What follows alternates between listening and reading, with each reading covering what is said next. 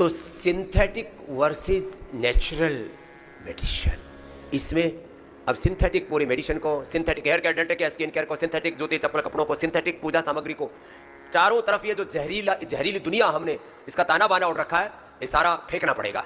और उसके लिए रोज आपको प्रेरणा देते हैं डॉक्टर अनुराग वार्ष्णेय जी। एक बार जोरदार अभिनंदन है। ये nutraceuticals, vitamin D, B12, calcium, iron, omega बता रहे, जरा सुनो कोर्स। तो समझिए आज हम बात करेंगे कैल्शियम के बारे में। कैल्शियम सप्लीमेंट्स बहुत ज़्यादा खाए जाते हैं, अंधाधुंध लोग आंख बंद करके उनका सिंथेटिक कंपोनेंट का सेवन करते रहते हैं। समझिए हम आज ये समझेंगे कि कैल्शियम हमारे शरीर को कितना जरूरी है, किस मात्रा में होना चाहिए, कितना बायो अवेलेबल होना चाहिए, और जो नेचुरल सबसे अच्छा कैल्शियम का स्रोत है जो मोती है, मोती पिष्टी है, वो हमारे शरीर को कैसे लगती है। मोती पिष्टी है, मिलेट्स है, इनमें नेचुरल कैल्शियम होता है। बस कपालभाति करो, अनुलोम विलोम करो, कैल्शियम बॉडी में एब्जॉर्ब भी हो जाए। एक तो सही इंटेक होना चाहिए और जो खाया वो डाइजेस्ट होना चाहिए। जी तो समझिए आज हम यही देखेंगे न्यूट्रेला बोन हेल्थ नेचुरल, जो यहाँ भी रखा हुआ है, जो आज हम देखेंगे स्क्रीन पर, कि इसके अंदर जो अच्छे कैल्शियम के नेचुरल कंपोनेंट हैं वो क्यों अच्छे हैं और क्यों हमारे शरीर को अच्छा लग सकते हैं। तो समझिए अगर हम कैल्शियम की बात करें तो कैल्शियम हमारे शरीर का सबसे मोस्ट अबंडेंट मिनरल है, सबसे ज़्यादा यही होता है। लगभग 1 किलो के लगभग हमारे शरीर में कैल्शियम होता है, और ये हमारे शरीर को और हमारी बॉडी को, हमारे पूरे मसल्स को अच्छे से बनाता है, बिल्डिंग ब्लॉक का काम करता है। और जो हमारी हड्डियाँ हैं और दांत हैं उनकी हेल्थ के लिए बहुत जरूरी होता है। जो हमारी मांसपेशियाँ हैं उसके कॉन्ट्रैक्शन के लिए, नर्व फंक्शन के लिए और ब्लड क्लॉटिंग के लिए भी इसकी जरूरत पड़ती है।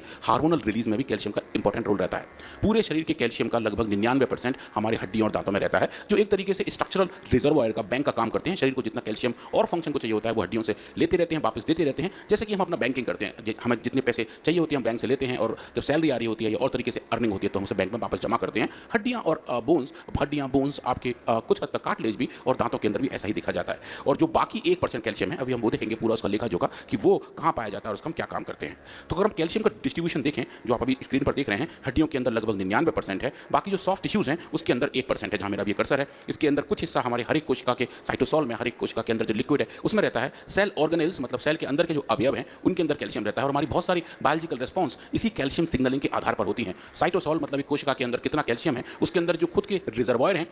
Are you a slow reader who wants to read multiple books in 1 week? My name is Rajneesh and I am the world champion in speed reading and intelligence for 2024. Let me explain how you can read multiple books in a week. You need to read faster to save time.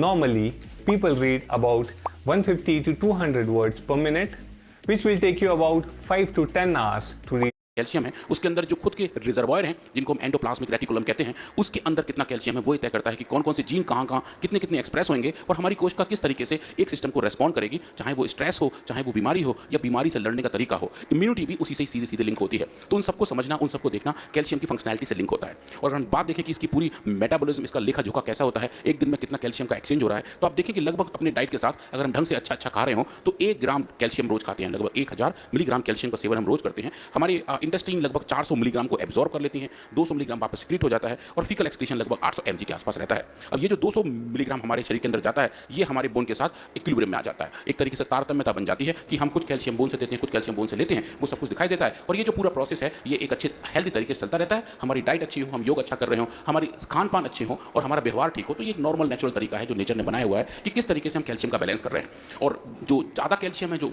बढ़ती मात्रा में है, वो फिर kidney के through शरीर बाहर भी निकाल देता है। अगर आप देखें लगभग 10,000 मिलीग्राम कैल्शियम का फिल्ट्रेशन हमारी किडनी रोज करती हैं, और उसमें से 9,800 मिलीग्राम आप देखें, ये लगभग 10 ग्राम के लगभग 9.8 ग्राम्स हैं, इनको हमारी किडनी वापस रीअब्सॉर्ब कर लेती है क्योंकि कैल्शियम की हमें होती है जरूरत। और आप देखें 200 mg के लगभग ये यूरिन के साथ बाहर निकल जाता है। तो ये पूरा एक तरीके से ताना बाना है, एक तंत्र है कि कितना हम कैल्शियम कंज्यूम कर रहे हैं, कैसे कैसे कहाँ जा रहा है और किस किस तरीके से हमारा बॉडी उसको प्रोसेस करता है।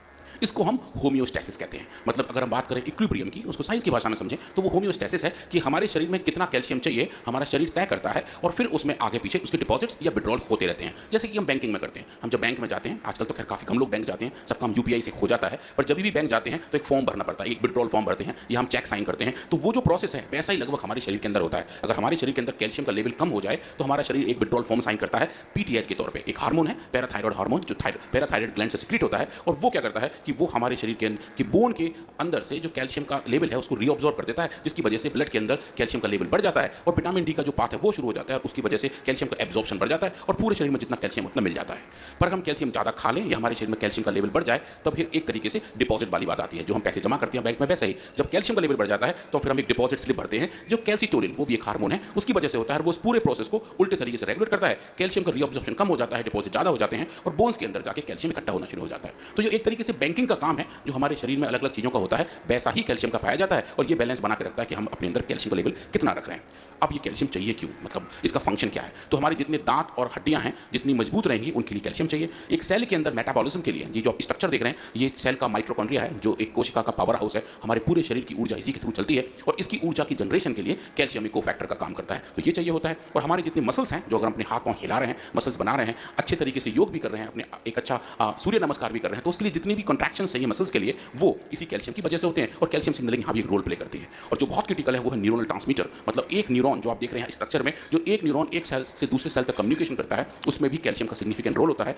जो बड़े स्पेसिफिक कैटायंस हैं, potassium channels, sodium channels and calcium channel, ये स्पेसिफिक खिड़कियां होती हैं एक एक सेल के अंदर, जो ऐसे कैटायंस को जाने का रास्ता देती हैं। और इनका कंडक्शन का चेंज ही तय करता है कि कितनी इलेक्ट्रिकल एक्टिविटी एक न्यूरॉन के अंदर है, और वो इलेक्ट्रिकल एक्टिविटी ही सिग्नल के तौर पे आगे से नीचे तक जाती है, और यही प्रोसेस हमारे सिस्टम को कंट्रोल करता है। तो कैल्शियम का सिग्निफिकेंट रोल न्यूरल ट्रांसमीटर्स में भी है, ब्लड क्लॉटिंग में सिग्निफिकेंट रोल है। और जो हार्ट की रिदम है, जैसा कि ब्रेन के अंदर होता है इलेक्ट्रिकल एक्टिविटीज होती हैं, वैसे स्वामी जी हमारे हार्ट के अंदर इलेक्ट्रिकल एक्टिविटी होती है। बिजली का प्रवाह हार्ट में, ब्रेन में खूब सारा रहता है, और वो जो बायो इलेक्ट्रिसिटी है, उसका जनरेशन, उसका सस्टेनेंस, उसका मेंटेनेंस कैल्शियम की वजह से ही होता है। तो सही मात्रा में हमारे शरीर के अंदर कैल्शियम होना बहुत जरूरी है। और अगर ये कम हो जाए तो स्वामी जी अलग अलग बीमारियों जैसी हालत पड़ जाती है। न्यूट्रास्यूटिकल्स की फील्ड में जो बड़ा कंपोनेंट है वो कैल्शियम का इसीलिए है कि कैल्शियम की डेफिशिएंसी से बहुत सारी दिक्कत आती है। हाथ पांव शून्य रहते हैं, मसल जल्दी क्रैम्प हो जाते हैं, ऐसा लगता है कि हाथ पांव सो गए हैं, या फिर हाथ पांव में दर्द होना शुरू हो जाता है, टिंगलिंग सेंसेशन फिंगर्स में आने लगती है, झंझनाहट रहती है, नाखून और बाल बहुत ब्रिटल हो जाते हैं, मतलब छूने से ऐसे लगते हैं जैसे उनमें क्रैक आ गए हो, खान पान में दिक्कत आ जाती है, भूख कम लगती है, और हार्ट बीट भी एबनॉर्मल होने लगता है।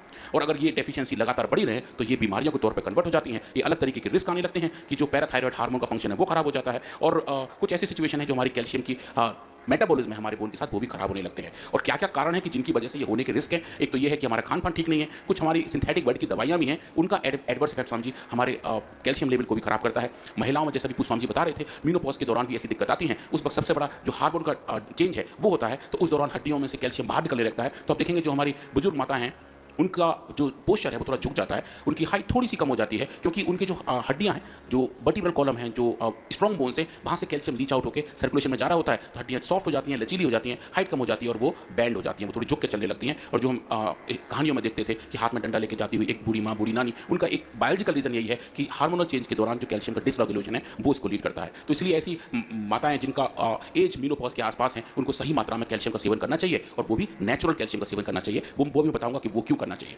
अगर हम डेफिशिएंसी की रिस्क की बात करें कि पूरे दुनिया में कैल्शियम डेफिशिएंसी सबसे ज्यादा कहां पर है, ये जो वर्ल्ड का मैप है, ये दुनिया का मैप है, यहाँ हरे रंग से हमने दिखाया है कि सबसे ज्यादा कैल्शियम डेफिशिएंसी का रिस्क कहां है। यहाँ हरा रंग ज्यादा है, मतलब वहां पर रिस्क ज्यादा है। और अब देखें हमारे देश में यहाँ पर रिस्क काफी ज्यादा है, लगभग 75% लोगों को कैल्शियम डेफिशिएंसी का रिस्क है। वो हमें ये बताता है कि अगर हम कैल्शियम को ढंग से सही मात्रा में, समुचित मात्रा में, अच्छे क्वालिटी का नेचुरल लेंगे तो हम अपनी ओवरऑल हेल्थ को अच्छा कर सकते हैं, सोसाइटी की हेल्थ को अच्छा कर सकते हैं, और पब्लिक हेल्थ को भी बेटर कर सकते हैं। अब साइंस की भाषा में बायोलॉजिकली जो कैल्शियम की डेफिशिएंसी है उसका ये वाला नाम है हाइपोकैल्सीमिया, मतलब ब्लड के अंदर कैल्शियम का लोअर लेवल। ईमिया मतलब ब्लड, कैल्शियम मतलब कैल्शियम, हाइपो मतलब लो। ये जो बीमारी है ये एक क्लिनिकल सिम्टम के तौर पर नापी जाती है, और ये उसके सिम्टम्स है जो मैंने आपको बताया। पर इसके साथ का कुछ एडिशनल है कि अगर लॉन्ग टर्म तक कैल्शियम डेफिशिएंसी रहे तो डिप्रेशन जैसी फीलिंग आ जाती है, लिथार्जी रहती है, हर वक्त थकान रहती है, और स्किन तो सूखी सूखी हो ही जाती है। कभी कभी कुछ लोगों को न्यूरोलॉजिकल प्रॉब्लम भी आने लगती है। तो उसके ट्रीटमेंट्स क्या हैं? सिंथेटिक वर्ड में जो प्रोसेस है वो ये है कि भाई कैल्शियम का सप्लीमेंटेशन करना चाहिए, ओरल कैल्शियम सप्लीमेंट्स हैं, और लोग वो वाली गोलियां काफ़ी सारे खाते रहते हैं। और अगर दिक्कत बढ़ जाती है तो फिर इंट्रावीनस कैल्शियम सप्लीमेंट्स देते हैं, मतलब ब्लड के थ्रू, इंजेक्शन के थ्रू, परफ्यूजन के थ्रू कैल्शियम दिया जाता है, और उसको चेक करते हैं कि जो उसके कारण है वो कैसे ठीक करें। और प्रीवेंटिव मेजर्स में कहा जाते हैं कि भाई आप ऐसा खाना खाएं जिसमें कैल्शियम अच्छा हो, विटामिन डी भी साथ में हो, क्योंकि स्वामी जी कैल्शियम के एब्जॉर्प्शन के लिए विटामिन डी का होना बहुत जरूरी होता है। तो अच्छी मात्रा में कैल्शियम हो, साथ में अच्छी मात्रा में विटामिन डी हो तो वो अच्छा है। जैसे हम दूध पीते हैं स्वामी जी, तो दूध के अंदर नेचुरली कैल्शियम है और उसमें नेचुरल विटामिन डी भी है, इसलिए वो हमारे शरीर को अच्छा लगता है। दूध, दही, पनीर, मक्खन, जो जितने भी दूध के उत्पाद हैं उसके अंदर अच्छी मात्रा में कैल्शियम होता है।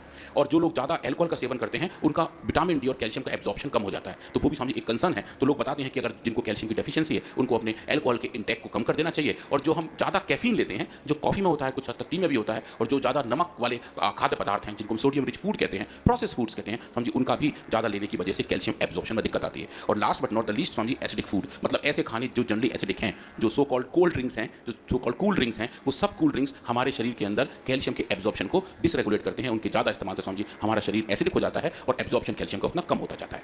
तो हम जब कैल्शियम सप्लीमेंट्स लेते हैं तो उनके बेनिफिट क्या क्या रहे, जो दिक्कत है वो सब खत्म हो जाती हैं, ऑस्टियोपोरोसिस खत्म हो जाता है, कैल्शियम का जो मिनरल बैलेंस है वो ठीक हो जाता है, हार्मोन बैलेंस ठीक हो जाते हैं, और जो महिलाओं की दिक्कत आती है, पीएमएस के सिम्टम्स हैं, ब्लोटिंग्स हैं, मूड स्विंग्स हैं, पेन है, वो भी समझिए सही मात्रा के सप्लीमेंटेशन से ठीक ठाक रहते हैं। तो चूंकि ये एक ऐसा क्रिटिकल कंपोनेंट है और न्यूट्रास्यूटिकल मार्केट आजकल बहुत ज़्यादा बूम पर है, तो आप देखें ये भी एक प्रोजेक्शन है कि 2024 से लेकर 2034 तक ये ये ग्लोबली इसका कैल्शियम सप्लीमेंट का मार्केट कैसा है 2024 और 25 में देखें तो ये लगभग $5 बिलियन का है, मतलब एक ह्यूज इकोनॉमी इसी पे ही थ्राइव करती है। और समझिए आप देखें जैसे जैसे टाइम बढ़ता जा रहा है प्रोजेक्शन है कि ये लगभग $10 बिलियन तक पहुंचेगा 2034 तक। इसका मतलब ये हुआ कि पूरी दुनिया में लगभग ये 7.5% की रेट से इंक्रीज कर रहा है और ये बता रहा है कि काफी लोग इस पर काम कर रहे हैं। और ये कैल्शियम के अलग अलग सॉल्ट्स हैं जो कैल्शियम के सप्लीमेंट के तौर पर लिए जाते हैं, चाहे कैल्शियम कार्बोनेट हो, कैल्शियम लैक्टेट हो, कैल्शियम सिट्रेट हो या कैल्शियम ग्लूकोनेट हो। ये अलग अलग फॉर्मुलेशंस हैं, सिंथेटिक वर्ड्स में इनका इस्तेमाल काफी किया जाता है। और आप देखें समझिए इनकी एक्सेप्टेबिलिटी तो है ही है, पर इसका मार्केट साइज भी काफी सारा है।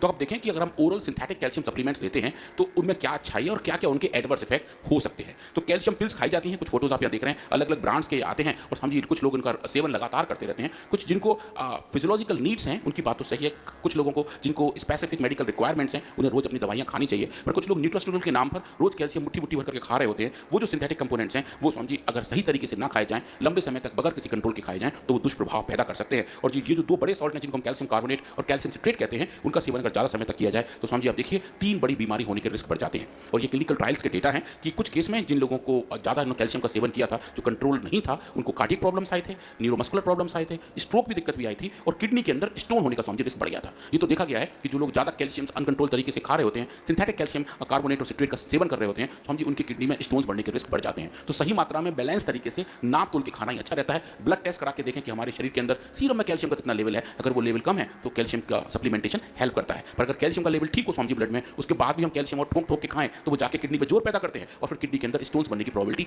बढ़ जाती है। तो समझिए उसका ट्रीटमेंट शुरू करते हैं। और जैसे मैंने कई बार बताया कि एक फिर विशियस साइकिल शुरू हो जाता है, किडनी की दवा लेते हैं उसका एडवर्स इफेक्ट आता है, ब्रेन के ऊपर ब्रेन की दवा लेते हैं उसका इफेक्ट आता है हार्ट पर, फिर मसल्स पर बोन्स पर लिवर पर, पता नहीं क्या क्या चलता रहता है। तो वो साइकिल शुरू ना हो, इसका मतलब ये है कि हम एक अच्छे न्यूट्रास्यूटिकल्स का इस्तेमाल करें, अच्छी मात्रा में सही मात्रा में चीज़ों का सेवन करें। अब जो दूसरा कैल्शियम सप्लीमेंटेशन है समझिए वो इंट्रावीनसली लिया जाता है। जो क्रिटिकल केसेस है जिनको कैल्शियम बहुत कम है समझिए उनको कैल्शियम का सप्लीमेंटेशन इंजेक्शन के माध्यम से, परफ्यूजन के माध्यम से दिए जाते हैं, जो सीवियर एक्यूट और सिम्टोमेटिक हाइपोकैल्सीमिया को कंट्रोल करने को दिए जाते हैं। ये समझिए क्लिनिकल कंडीशंस में, क्लिनिकल केयर में दिए जाते हैं। तो इसमें एडवर्स इफेक्ट आने के रिस्क अगर हो तो तुरंत मैनेज किए जा सके इसलिए दिए जाते हैं। पर इसमें भी एडवर्स इफेक्ट आते हैं कि समझिए अगर बहुत ज़्यादा मात्रा में कैल्शियम का लेवल बढ़ जाए, अगर इन्फ्यूजन स्लो ना हो और अचानक से बहुत सारा कैल्शियम शरीर में बढ़ जाए तो समझिए हार्ट पर बहुत दिक्कत आती है, एरिथमिया सेटअप हो जाते हैं, हार्ट की बीटिंग का तरीका ठीक नहीं रहता है, हाइपोटेंशन हो जाता है।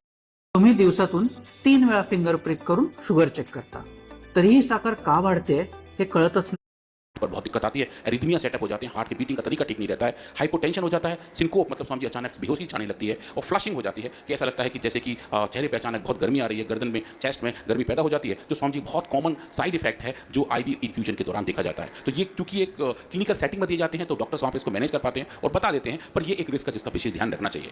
पर इससे बचने का अच्छा तरीका है समझिए, जितने ये एडवर्स इफेक्ट हैं, सिंथेटिक कैल्शियम्स हैं जिनको लैब में बनाया जाता है, फैक्ट्रीज में बनाया जाता है, समझिए उससे बेटर तरीका है कि हम नेचुरल कैल्शियम का इस्तेमाल करें। नेचुरल कैल्शियम कहाँ से आता है समझिए, हम मोती पहनते हैं, पर्ल समझिए वो नेचुरल कैल्शियम का बहुत अच्छा स्रोत है। और वो पर्ल जिस जगह बनता है सीपी उसका समझिए खोल, जिसको हम मदर ऑफ पर्ल कहते हैं, मुक्ता शुक्ति कहते हैं, समझिए उसके अंदर बहुत ही अच्छे क्वालिटी का बायोलॉजिकली अवेलेबल कैल्शियम होता है। तो समझिए जो देख रहे हैं प्रोडक्ट्स का नाम है न्यूट्रेला बोन हेल्थ नेचुरल, जो है रखा हुआ है स्क्रीन पर भी है। इसके अंदर समझिए लाइकेन का एक्सट्रैक्ट है जो विटामिन डी का स्रोत है, और पर्ल के मदर मतलब मुक्ता और मुक्ता शुक्ति उनका एनरिच पाउडर है, और समझिए मुक्ता पिष्टी है, मुक्ता शक्ति भस्म है, इन सब का कॉम्बिनेशन एक बायो अवेलेबल कैल्शियम के तौर पर दिखाई देता है। तो समझिए एक क्लिनिकल ट्रायल हुआ था यूरोप में, मैं उसका डेटा यहाँ दिखा रहा हूँ, जहाँ लोगों को कैल्शियम दिया गया, सिंथेटिक वाला कैल्शियम जो लैब में बनाया हुआ था, फैक्ट्री बनाया हुआ था कैल्शियम कार्बोनेट के फॉर्म में, और समझिए कुछ लोगों को दिया गया था पर्ल पाउडर मतलब मोती का चूरा, मोती का पाउडर जिसको हम मोती पिष्टी कहते हैं, जो हम लैब में जो हम अपने यहाँ पतंजलि में बहुत अच्छी क्वालिटी का बनाते हैं। तो समझिए इन 6 महीने तक इनको दिया गया और सिर्फ बेसल यही था कि एक ग्रुप को दिया गया कैल्शियम कार्बोनेट और दूसरे ग्रुप को दिया गया पर्ल पाउडर, और 6 महीने बाद समझिए देखा कि इनकी बोन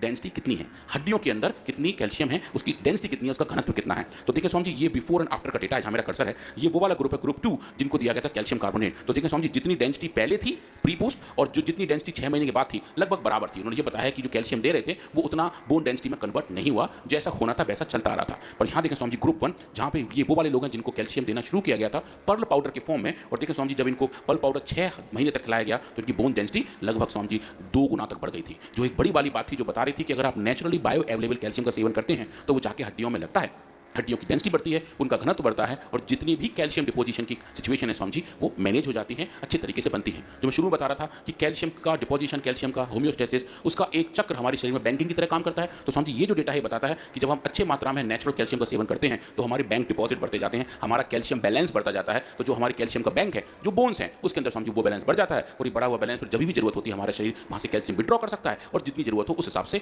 बायोलॉजिकल सिम्टम को और प्रोसेस को मैनेज कर सकता है। तो ये समझिए बड़ी वाली बात है कि जो न्यूट्रस न्यूट्रास्यूटिकल्स के बारे में काफ़ी कुछ कहा जाता है और आजकल तो समझिए सोशल मीडिया पे दुनिया भर के इन्फ्लुएंसर्स हैं, सो कॉल्ड न्यूट्रिशनिस्ट हैं, जिनको शायद खुद को भी दिक्कत होती होगी, पर वो दुनिया को सब बताते हैं कि कितना कैल्शियम, कितना आयरन, कितना vitamin B12, D, B complex, E and K, दुनिया भर की चीज़ें बताते हैं कि इनका सेवन करें, इनका ना करें। पर जब जो बेस्ट तरीका है वो है नेचुरल मेडिसिन, बेस्ट तरीका है नेचुरल न्यूट्रास्यूटिकल्स की जो नेचर ड्राइव्ड हैं, जिनका हम सही मात्रा में सही समय पर अगर सेवन करें तो अपने आप को हेल्थी और हैप्पी रख सकते हैं और किसी भी होने वाली बीमारी से बच सकते हैं। तो समझिए आज हमने ये देखा कि जो नेचुरल और सिंथेटिक का एक कंपैरेटिव है कि किस तरीके से हम अच्छी चीज़ें खाएं, अच्छी तरीके से नेचुरल चीज़ों को का इस्तेमाल करें और ताकि हमारे शरीर में सब कुछ अच्छा नेचुरली बना रहे। अब इस डिस्कशन को समझिए और आगे जारी रखेंगे। कल मैं बात करूंगा टूथपेस्ट के बारे में, synthetic toothpaste versus natural toothpaste, कैसे हम सिंथेटिक चीज़ों से दूर जाके नेचुरल चीज़ों के पास जाकर अपने आप को हेल्दी रख सकते हैं, अपने परिवार को हेल्दी रख सकते हैं, अपने समाज को हेल्दी रख सकते हैं और स्वामी जी अपने देश को हेल्दी रख सकते हैं। तो आइए एक बार हमारे डॉक्टर अनुराग जी, इनका बहुत बहुत अभिनंदन है।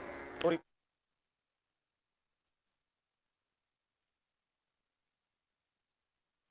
सौम्या साक्षी